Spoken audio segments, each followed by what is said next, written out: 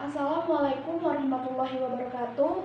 Perkenalkan, nama saya Revi Mariska dengan NIM 2030202250. Video ini merupakan salah satu UTS dari mata kuliah Pengembangan Media dan Sumber Belajar dengan dosen pengampu Ibu Dr. Karyawati MAG. Baiklah, saya akan menjelaskan pertanyaan-pertanyaan yang diberikan sebelumnya. Secara umum, ada beberapa jenis macam media. Media pembelajaran yaitu 1. Media visual, 2. Media audio, 3. Media audiovisual, yang keempat media multimedia, yang kelima media realita. Saya akan menjelaskan dari 5 media ini beserta contoh-contohnya. 1. Media visual.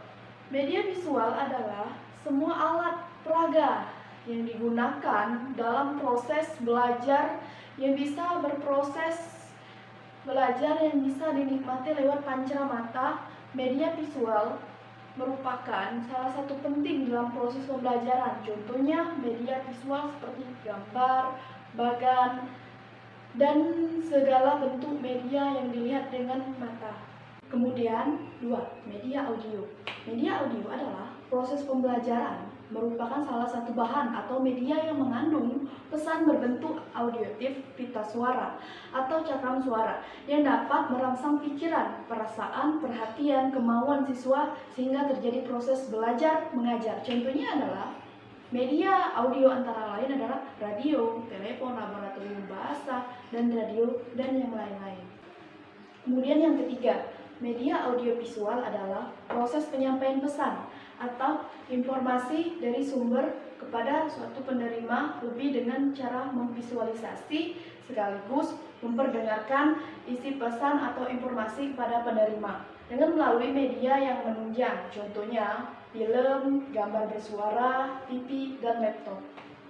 Kemudian yang keempat, media multimedia. Media multimedia adalah penggunaan berbagai jenis media secara bersama-sama. Contohnya seperti teks, video, gambar, dan lain-lain. Dengan semua media bersama bersatu untuk mencapai tujuan pembelajaran yang sudah dirumuskan. Kemudian yang kelima, media realita adalah alat bantu visual dalam pembelajaran yang berfungsi memberikan pengalaman langsung kepada peserta didik. Nah, media ini merupakan objek nyata suatu benda, contohnya mata uang, tumbuhan, hewan, benda-benda lain sebagainya menggunakan benda nyata. Dalam proses sangat dianjurkan sebab siswa lebih memahami materi yang diajarkan, makanya menggunakan media-media benda. Kemudian soal yang kedua. Nah, hal-hal yang harus diperhatikan dalam pembuatan media pembelajaran audiovisual. Nah, sebelum membuat langkah-langkah membuat media audiovisual, ada yang perlu diperhatikan dalam media pembelajaran. Dalam pembuatan media, hal-hal yang harus diperhatikan adalah tujuan pembelajaran, keefektifan media, kemampuan peserta didik, beserta sarana dan prasarana, kualitas media, biaya, dan kemampuan menggunakannya serta lokasi, waktu yang tersedia. Nah, baru membuat langkah-langkah menentukan media audiovisual. Kemudian, langkah-langkah yang pertama yang harus dilakukan adalah menyiapkan semua bahan-bahan penunjang, termasuk materi dan gambar yang akan dilakukan. Kemudian, soal yang ketiga. Nah, saya akan menjelaskan langkah-langkah dalam meliputi perencanaan penulisan naskah. Nah, berikut langkah-langkahnya: menentukan tema atau cerita, merumuskan naskah sebagai intisari cerita melalui kata-kata singkat, menyusun plot atau alur cerita, kemudian menuliskan naskah yang berisi keseluruhan cerita sampai menjadi final draft. Nah, kemudian langkah-langkah produksi, proses tahapan produksi perencanaan, planning atau penentuan alur, penjadwalan, perintah memulai produksi suatu cerita.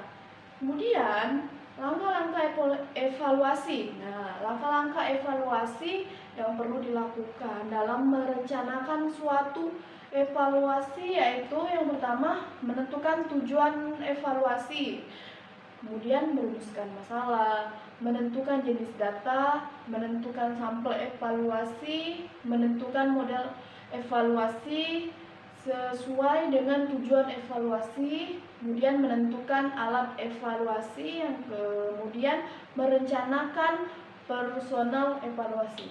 Baiklah, terima kasih. Itu saja jawaban saya. Apabila ada salah kata, saya mohon maaf. Terima kasih. Wassalamualaikum warahmatullahi wabarakatuh.